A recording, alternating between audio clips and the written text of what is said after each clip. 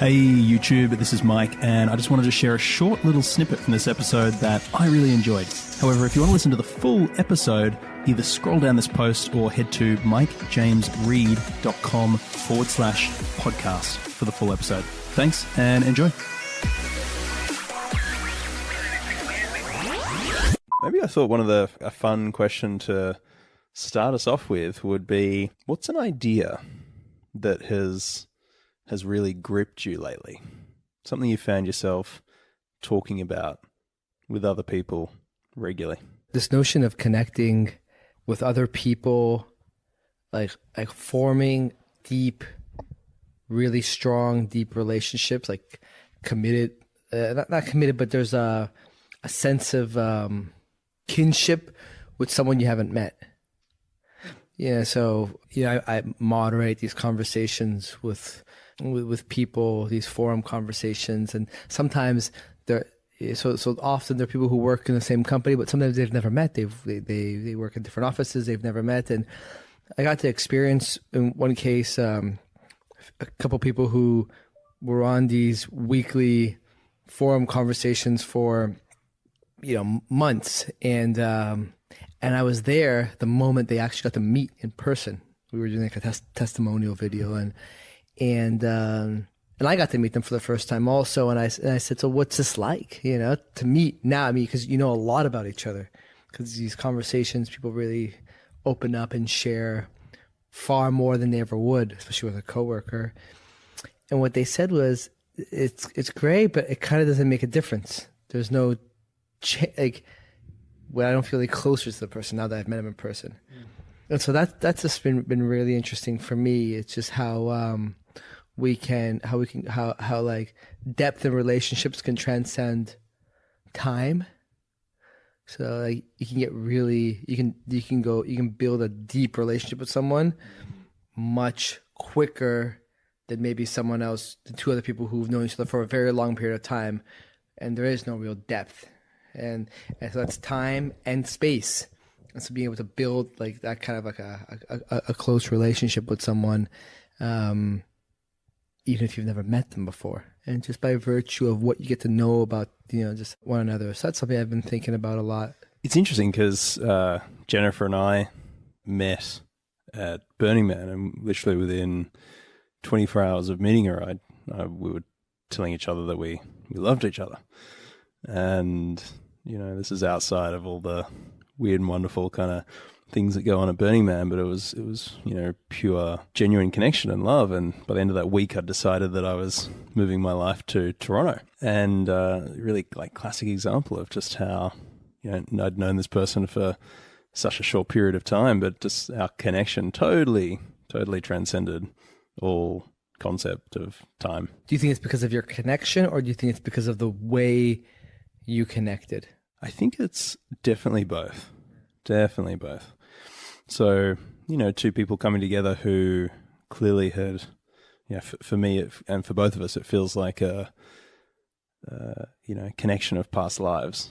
It's like we've known each other for a longer period of time than the material world says we have. And then it's also this beautiful environment that allows that connection to unfurl and unravel and to come out. So yeah, I think it's definitely both. And I don't, had we have met in any other circumstance, with all the distractions of everyday life and the priorities and the closeness that I often feel in just day-to-day life compared to how open and receptive I felt in that environment.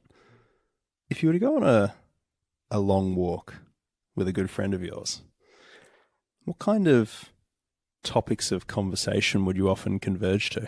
Well, if it's a good friend that maybe that I haven't seen in a long time, I would really think to talk about, the great things, the things that I'm excited about, the things I'm looking forward to, the things that really give me a lot of energy. I'd also share about the things, there's, inevitably things that are taking energy, the challenges, called the bad or the ugly. So typically that's kind of become my, someone says to me, how's it going?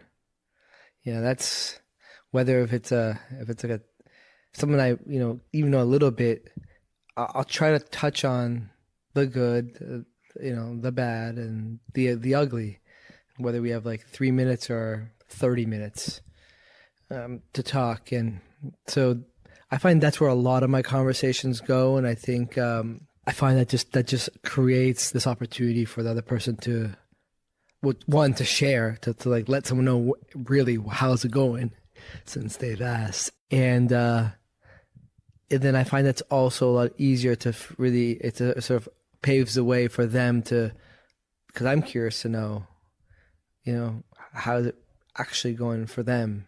So are there any particular ideas that, or, whether it's like genres of conversation that you find yourself most curious in or interested in, whether it be philosophy or business or, how to lead a good life or whatever else it may be? Is there a theme, do you think, to the arc, kind of the arc of what you are most interested in or inspired by? I think some of those topics that you mentioned, so certainly philosophy and philosophies of other people, especially if it's different than mine. I think this I just find it such a gift if someone can just turn my head a little bit into a direction that I haven't even thought about looking. You don't know what you don't know, and you don't see what you haven't really been looked at, right? And so that's always inspiring. And then I'm always really interested in what's next or where things are going. I find that's always very interesting to me. Just being forward looking. How this you talk about the arc, but the arc of whether it's my life, where things are, like what I'm gearing towards, or it might be. Yesterday I was having a conversation with a friend who's an architect, and we're talking about the arc of this city and where it's headed and what does that mean and all the implications and that can mean for business also. So I find that interesting because it sort of straddles a knowledge and an awareness of what's happening right now, and then an imagination of okay, well, what does that entail? What's the implication of that in X amount of time?